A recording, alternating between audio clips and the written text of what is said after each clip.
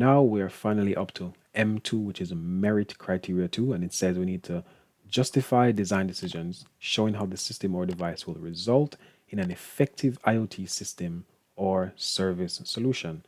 Now, this is worded badly because justifying design decisions specifically should be linked to how you did your circuit diagram, how you did your flowchart. However, that's beyond the point. This is how BTEC wants us to do it. So from the assignment brief, I copied this from the assignment brief. Again, you should always get a copy of that. It says, write a justification on the decisions you made in the design you have created, showing how they will help create an effective IoT solution. So go over again what an effective solution would be. So you copy your bullet points over. What does the person want? What did the client say? I think it was in this section on the assignment brief called criteria.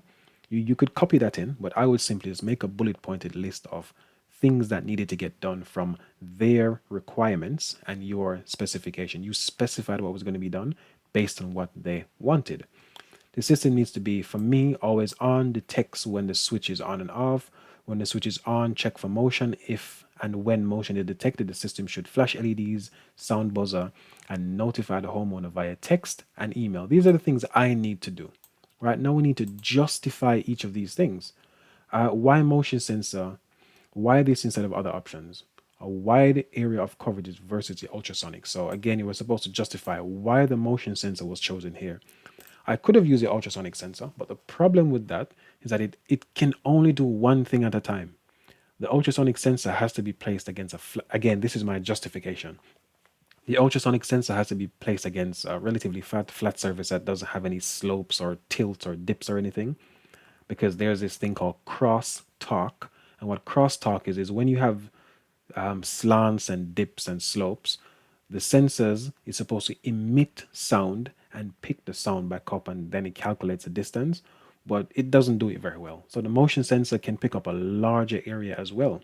I can put a motion sensor in a room, point it in the general direction it needs to detect stuff from, and it will detect everything. Whereas the motion sensor, again, straight line.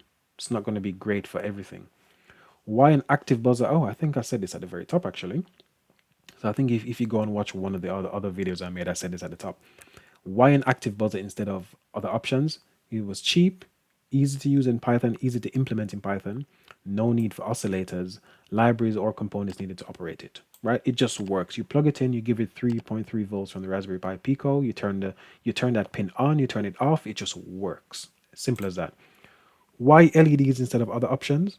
Again, LEDs are very, very cheap. You can easily replace them. They're very easy to implement in Python.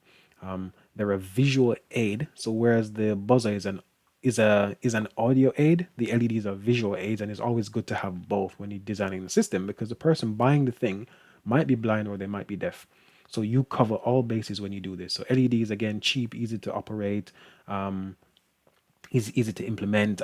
I don't know, figure out why LEDs instead of other options. The other options could have been like a big lamp, and a big lamp might have needed an external power supply, whereas the LED, we can run the LEDs, they're roughly 2 volts ish. We can run the LEDs directly from the Raspberry Pi's 3 volt supply or 5 volt supply. We don't need anything extra. Why email and text message instead of other options? Both are free and easy to use and implement. Making an app would be ideal as these can offer push notifications. The app would, however, take a very long time to develop, adding unnecessary complexity. Text messages are really amazing, especially if you have, let's say, a SIM card attached to your Raspberry Pi as well. You can pay like £5 a month for unlimited texts, right? Whereas an app, you would have to get an app developer. It's just a lot more stress. So I would stick to what is simple. These are the reasons I chose those features. Now, you can add as many nice features as you want. If you actually use the normal Raspberry Pi, so let's say the Raspberry Pi 2, 3, or 4, you can attach a USB camera to it or a Raspberry Pi camera.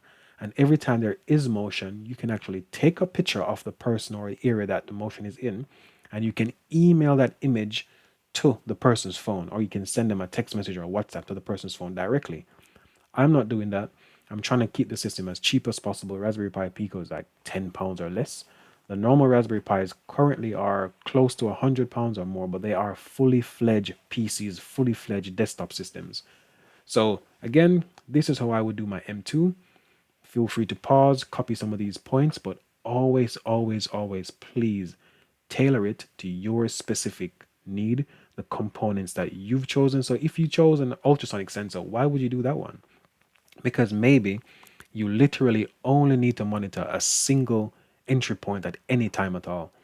And the ultrasonic sensor is a really good way to do that. But because I'm making the assumption that these people have, I don't know, windows and doors, and I can put the motion sensor relatively high up, like they do in most bathroom stalls. So when you walk into the bathroom, the light just comes on. You don't have to do anything because it's relatively high up. It has good coverage.